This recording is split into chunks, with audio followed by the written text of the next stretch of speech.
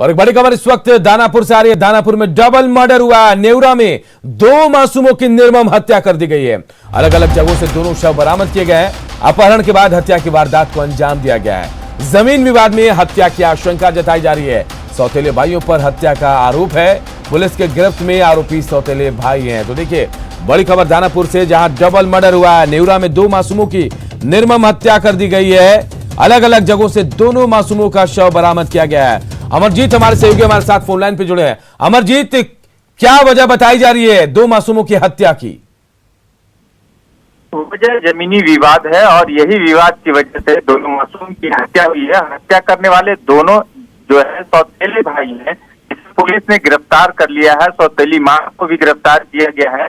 ये दोनों जो है जमीनी विवाद की वजह से जो है पिता में झगड़ा चल रहा था और यही वजह है कि दोनों मासूम का पहले अपहरण किया गया और अपहरण करने के बाद शव को एक जानीपुर थाना अंतर्गत धराईचक में फेंका गया। दूसरा जो है सोन कैनाल में फेंका गया है, जहां से पुलिस ने बरामद किया है। ये बरामदगी जो दोनों जो आरोपी हैं, अपहरणकर्ता है भाई, उन्हीं को पहले पुलिस ने गिरफ्तार किया था। पहले माता को गिरफ्तार किया, उसके बाद दोनों को गिरफ्तार किया और उसके बाद जो है ये दोनों शव बरामद किए गए हैं। दानापुर में डबल मर्डर हुआ, 2 मासूमों की हत्या की गई है और आरोप जो है सौतेले भाइयों पर लगा। हालांकि आरोपियों को भी गिरफ्तार कर लिया गया है। चलिए अब बात संसद की करते हैं, जहां लोकसभा की कार्यवाही अनिश्चितकाल के लिए स्थगित होने और बजट सत्र की कार्यवाही समाप्त होने से ठीक पहले विपक्ष ने पीएम मोदी को पुकारा, उनका पता पूछा और संयोग देखिए ठीक उसी वक्त पीएम मोदी सदन में पहुंच गए। राष्ट्रगीत का धुन बजा।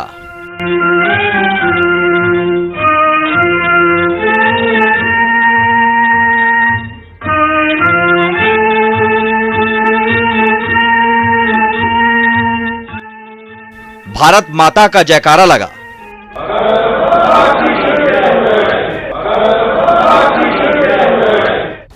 और इस तरह लोकसभा की कार्यवाही अनिश्चितकाल के लिए स्थगित हो गई।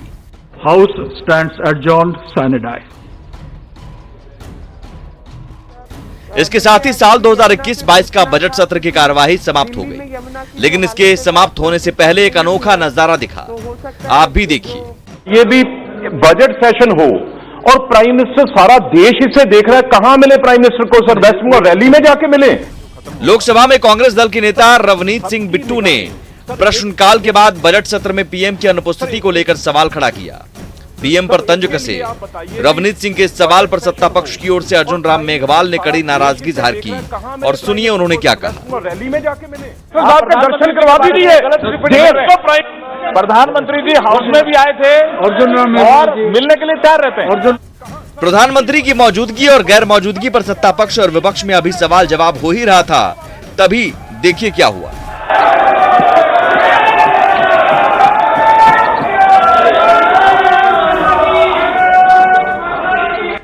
सदन में जय श्री राम के नारे लगने लगे। भारत माता की जय के नारे गूंजे और नारे किसी और के लिए नहीं बल्कि सदन में हुई पीएम मोदी की अचानक एंट्री पर लगे। लोकसभा में कांग्रेस दल के नेता रवनीत सिंह बिट्टू ने प्रश्नकाल के बाद पेट्रोल डीजल की कीमतों का मुद्दा भी उठाया। सर इस बजट में सब बिल पास हुए, लेकिन सर गरीब के तेल के बारे में, उसके चूल्हे के बारे में, सिलेंडर के बारे में, छत के बारे में एक बार भी बात हुई? आपको बता दें कि इस बार लोकसभा के बजट सत्र के दौरान 18 बिल पास किए गए। विभिन्न मंत्रालयों के 163 रिपोर्ट को स्टैंडिंग कमेटी के सामने पेश किया गया। लोकसभा में पीठासीन अधिकारी भृतहरि महताब ने सदन के बजट सत्र में 114% उत्पादकता के साथ काम करने की जानकारी दी। इस दौरान स्पीकर ओम बिरला के जल्दी स्वस्थ होने की कामना की गई। Bureau report, news 18 network. इधर देश भर में कोरोना वायरस बेकाबू रफ्तार से बढ़ रहा है। 5 महीने बाद 24 घंटे के भीतर कोरोना वायरस के 50,000 से ज्यादा मामले सामने आए। वहीं सक्रिय मामलों की संख्या भी 4 लाख के करीब पहुंच गई है।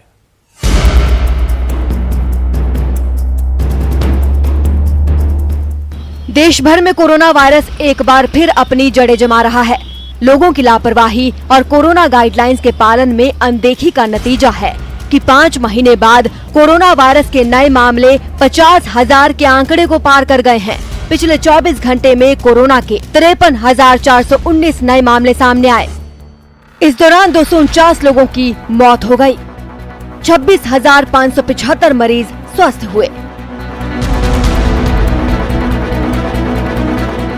नए मामलों के साथ देश भर में कोरोना के अब तक करीब 1 करोड़ 18 लाख मामले सामने आ चुके हैं। वहीं कोरोना के सक्रिय मामलों की संख्या 4 लाख के आसपास पहुंच गई है। पिछले 24 घंटों में कोरोना वायरस के नए मामलों में टॉप 10 राज्यों की बात करें तो महाराष्ट्र से करीब 32,000 मामले सामने आए। पंजाब में 2,600 से ज्यादा मरीज मिले। केरल में भी 2,500 से ज्यादा मामले दर्ज हुए। कर्नाटक में 2,200 से ज्यादा मरीज। छत्तीसगढ़ में 2,100 से ज्यादा मामले। गुजरात में करीब 1,800 मामले सामने आए। मध्य प्रदेश में 1,700 से ज्यादा मरीज। तमिलनाडु में 1,636 मामले सामने आए। दिल्ली में 1,254 मरीज मिले। हरियाणा में 981 नए मामले दर्ज हुए।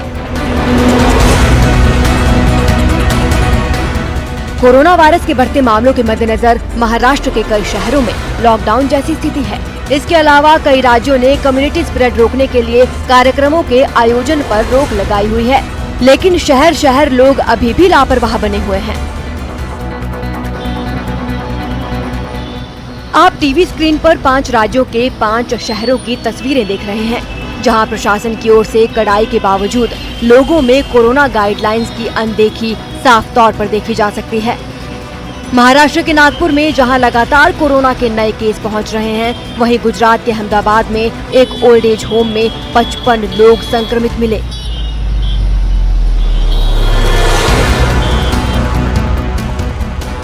कोरोना वायरस के बढ़ते मामलों के मद्देनजर राज्य सरकारों के बाद अब केंद्र सरकार भी सख्ती बरतने की तैयारी में है। केंद्र सरकार ने एक सर्कुलर जारी करते हुए राज्य सरकारों को आपदा प्रबंधन अधिनियम की धारा 22 के तहत पाबंदियां लगाने का सुझाव दिया है, जिसके तहत सामूहिक समारोह और त्योहार को लेकर कई तरह की पाबंदियां लगाई जाती हैं। Bureau report, news 18 network. और इस बुलेटिन में इतना ही, लेकिन खबरें लगातार जारी है। देखते रहिए न्यूज़ 18 बिहार झारखंड।